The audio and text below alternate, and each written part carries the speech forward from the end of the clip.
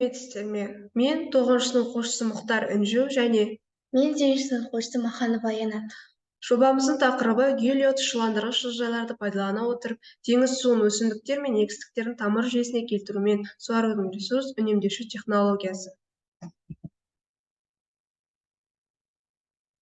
Мәселенің өзектілігі Қазақстан жағдайында әсіресе су ресурстарының тапшылығы қатты сезілетін, аридті қатты көлді топырақ климаттық аймақтарда дамып келе жатқан Маңғыстау облысында суармалы егіншілікті одан әрі қарқындату, суарудың экологиялық қауіпсіз су үнемдейтін технологиясын әзірлеу, суару суларының өндірістік емес ысырабының мөлшерін төмендетуді қамтамасыз ететін тұшыланған теңіз және ағынды суларды пайдалану арқылы жүзеге асырылуы мүмкін. Жобаның мақсаты гелиотұшыландырғыш жылыжайларды пайдалана отырып теңіз суын өсімдіктер мен егістіктердің тамыр жүйесіне келтірумен суарудың ресурс үнемдеуші технологиясы әзірлеу есебінен агроөнеркәсіптік кешен саласында ғылыми сүйемелдеу және инжиниринг жолымен Маңғыстау облысының мәселелерін шешу. Өткізілген зерттеулердің нәтижесі суармалы экожүйелердің ылғалдылығы мен тұрақтылығын арттыру мақсатында гелиотұшыландырғыш жылыжайларды қолдану үшін Маңғыстау облысының климаттық жағдайларын пайдалана отырып, олардың минералдануын ескере отырып, теңіз және ағынды су құбырының суларын интеграцияланған пайдалану технологиясын әзірлеу.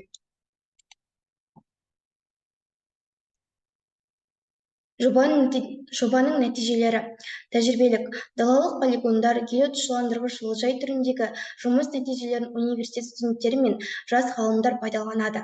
Сондай-ақ Маңғыстау, Түпқараған аудандарының агроқұрылымдары мен шаруа қожалықтарына берілуі және өңірдің суармалы геожүйелеріне енгізілуі мүмкін. Жобаның қолданылу саласы топырағы тұздалған аридті аумақтардың агроөнеркәсіп секторының кәсіпорындары, сондай-ақ негізгі ережелер мен зертханалық және далалық жағдайларда және жылыжайларда практикалық дағдыларды алу мүмкіндігімен жоғары оқу орындары мен оқу процесіне енгізілуі мүмкін. Міндеттері: бірінші, егістер мен өсімдіктер вегетациясының әртүрлі кезеңдерінде тұздалған топырақ грунттарының аэрациясы аймағына жерасты суларының түсу қарқыны мен көлемін белгілеу. Екінші, суармалы геожүйелерде тәжірибелік далалық учаскелерде теңіз және су құбыры суын тұщыту және пайдалану үшін гелиотұшыландырғыш жылыжайларды әзірлеу. 3. Суарудың әртүрлі технологиялар кезінде суармалы сулардың өндірістік емес ысыраптарының параметрлерін анықтау, топырақтың тұздануы және олардың топырақтың агроэкологиялық жай-күйіне әсері. Суармалы экожүйелерде теңіз және ағынды суларды интеграцияланған пайдалану ресурс үнемдейтін және экологиялық қауіпсіз әдістерін әзірлеу. Бұл бізде схема, яғни тамыр шашының таралу аймағы. Бірінші бізде өсімдік бейнеленген, екінші ине, үшінші өсімдіктің тамырындағы еңіс, төртінші тамыр шаштары, тамыр шашының таралу аймағы. Бізде шығыс 7 миллион теңгені құраса, ал кірісіміз 10 миллион теңгені құрап тұр. Жобаның артықшылығы мен кемшілігі.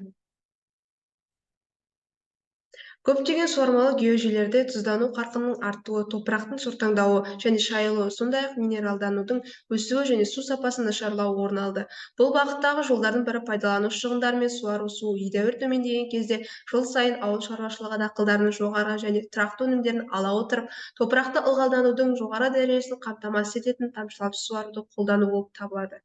Сондай-ақ жердің тозуын жояды және қоршаған ортаны қорғауды күшейтеді.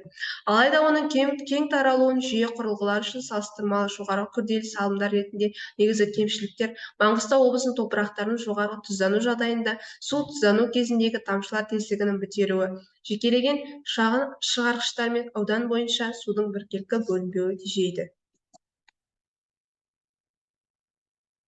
Нарықты зерттеу болжамы: Қазақстандағы жылыжайлардың оңтүстікте, оның ішінде Түркістан облысында орналасқан. Нұрсұлтанның маңайында да соңғы уақыттары салынған жылыжайлар бар. Мәселен, Қарағанды облысында 2 ірі жылыжай жұмыс істеп тұр. Одан босатылған бағаның өзі саудагерлер мен қарапайым халық үшін қымбат тиетін секілді. Қарағанды облыстық ауыл шаруашылығы басқармасының өкілі Серік Әмірәлидің айтуынша, қазіргі уақытта қиярларды жылыжайдан босату бағасы килосына 620 теңгені құрайды.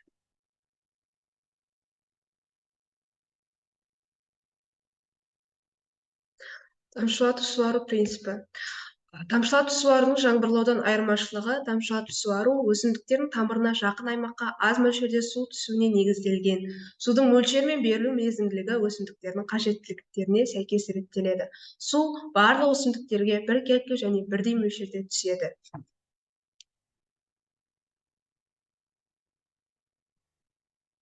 Қорытынды. Гелиотұшыландырғыш жылыжайларды пайдалана отырып теңіз суын өсімдіктер мен егістіктердің тамыр жүйесіне келтіру мен суарудың ресурсын үнемдеуші технологиясы тақырыбындағы біріктіру біліктілік жұмысында міндеттер орындалады. Бірінші, автоматты реттеу жүйесінің артықшылықтары зерттелді. Екінші, жылыжайлар үшін реттеу схемалары таңдалды.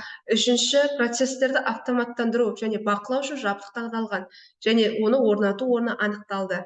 4. Жылыжайдың ең жоғары әсерін алу үшін жабдықты зерттеу алгоритмдері жобаланды. Таза өсірілген көкөністер мен жемістерді химиялық заттарды қолданбай тұтынуы 21 ғасырда адамның санасы шарықтап өсіп келеді. Осыған байланысты технологиялар үздіксіз дамып және қолданылып келеді. Халықты азық-түлікпен қамтамасыз ету үшін тек маусымдық азық жинау жеткіліксіз болғандықтан жаңа технологиялар мен жылыжайдың заманауи түрлері қарқынды дамып жетіліп келеді. Өсімдікті жыл бойы өсіру, жаңа технологияларды табу және қалдықсыз қайта өңдеу жолдары қарастырылып келеді. Тыңдағандарыңызға рахмет, сау болыңыздар.